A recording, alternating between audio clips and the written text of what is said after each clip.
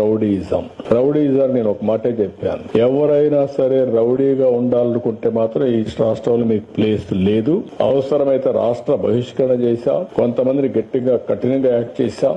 దాంతో రౌడీలు అనే వాళ్ళు కూడా ఎక్కడా లేకుండా పోయే పరిస్థితులు. ఒకప్పుడైతే గల్లీకి ఒక రౌడీ, వీధికి ఒక రౌడీ కూడా తయారై పెద్ద ఎత్తున సెటిల్మెంట్ వీళ్లే, భూ కబ్జాలు వీళ్లే, ఊర్లో పెత్తనం వీళ్లే, వీళ్ళు ఇష్ట ప్రకారం చేస్తే అవన్నీ కంట్రోల్ చేశాం. కానీ 1924 లా అండ్ ఆర్డర్ విచ్చలవిడిగా భ్రష్టు పట్టించారు. ఇంకొక పక్కన అనేక సమస్యలు వచ్చాయి. తిరుమల తిరుపతి దేవస్థానం అపవిత్రం చేసే పరిస్థితికి వచ్చారు. భక్తుల మనోభావాలు దెబ్బతినే పరిస్థితికి వచ్చాయి. ఇంకొక పక్క ఒకప్పుడు తిరుపతిలో నేను చూశాను. నేను ఒకప్పుడే తిరుపతిలో కూడా లా అండ్ ఆర్డర్ లేకపోతే పోరాడాం. చిత్తూరు జిల్లాలో లా అండ్ ఆర్డర్ లేకపోతే గట్టిగా ఫైట్ చేసి మళ్ళా లా అండ్ ఆర్డర్ రెస్టోర్ చేసే పరిస్థితికి వచ్చాం. ఎప్పుడు కూడా నేను అధికారంలో ఉన్నా అపోజిషన్ లో ఉన్నా లా అండ్ ఆర్డర్ చేతికి తీసుకోవడం కానీ యాంటీ సోషల్ ఎలిమెంట్స్ ని ప్రోత్సహించడం ఎప్పుడు జరగలేదు. నేను ఎప్పుడో ఒక మాట చెప్పేవాడిని, ఎవడైనా సరే హత్యలు చేసేవాళ్లు తప్పకుండా వీళ్ళు కూడా పోస్ట్ మార్టం తప్ప వేరే ఉండదు. ఆ విషయం వీళ్ళు గుర్తుపెట్టుకోవాలని. ఎందుకంటే నేను లా అండ్ ఆర్డర్ మీద ఒక ప్రశాంతంగా ఉండాలి,